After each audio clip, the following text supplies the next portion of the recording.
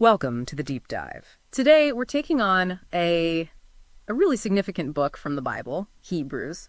It's known for being pretty complex, maybe a bit dense, but our goal today is simple. Cut through that and get you the key insights, the really important stuff. We'll unpack its powerful message, why it still matters for you today. Okay, so let's jump right in. To really get Hebrews, we kind of need to start at the beginning.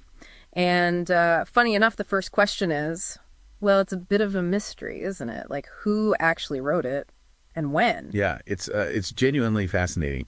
The big thing, the author is totally anonymous. And that's not just, a historical tidbit. It actually shifts the whole focus. It's less about who said it and more about what they said. Yeah. Makes the message universal, really. Yeah. People used to think maybe Paul wrote it. Right, that was the tradition for a long time. Exactly. But nowadays, most scholars look at the style, the Greek, the theological points, and they say, probably not Paul. It's just different. Names like Barnabas or Apollos get tossed around. Highly educated guy, definitely knew the Old Testament inside out. A skilled writer for sure. And the timing.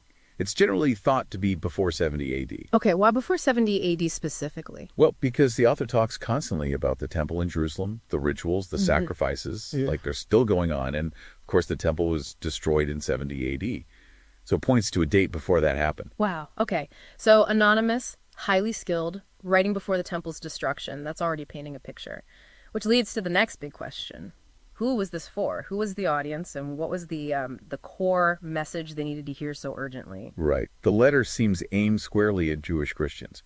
People who had come to faith in Jesus, but were likely facing some serious pushback, maybe even persecution. So they were struggling, feeling discouraged. Exactly. Weary, tempted maybe to, drift back towards their old ways or mixed traditions. It was tough. So the whole point of the letter, the overarching purpose, was to show the absolute finality and superiority of Jesus Christ. And the new covenant he brought in, the core message, you could boil it down to, Jesus is better. Jesus is better. Simple, but powerful. Absolutely. Especially for this audience, steeped in centuries of Jewish tradition and law. Saying Jesus is better wasn't just theology. It was revolutionary. It challenged everything. Okay, that makes sense given the pressure they were under. So how does the author actually argue this? How do they build the case that Jesus is better? What comparisons are made? Well, it's very systematic. The author compares Jesus to figures and institutions the audience deeply respected.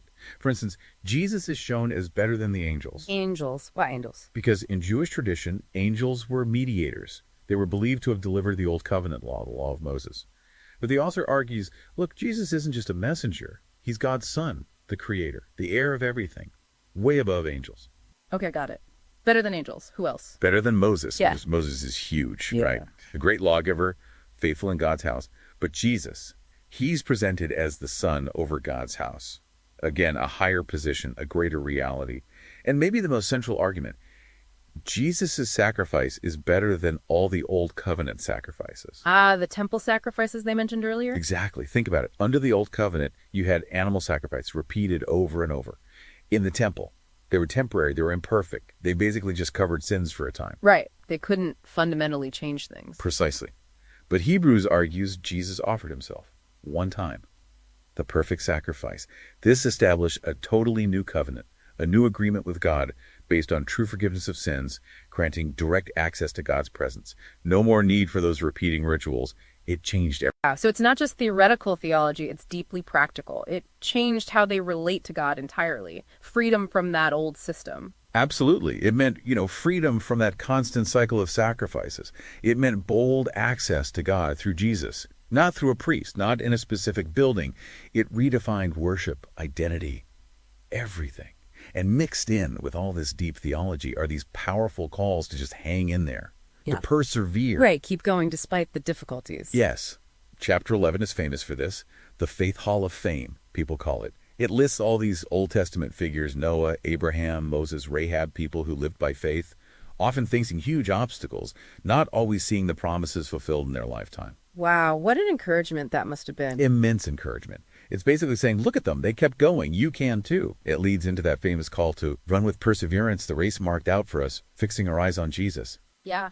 So this deep dive really shows how Hebrews presents Christianity not as just, like Judaism 2.0, but as the actual fulfillment. the culmination of everything God was doing, with Jesus right at the center. It's a powerful, urgent call to stick with it, to be courageous when things get tough. So that final thought from Hebrews, run with perseverance, fixing our eyes on Jesus. That feels just as relevant now, doesn't it? Makes you think, what does that perseverance look like for you right now and the challenges you're facing? Something to chew on.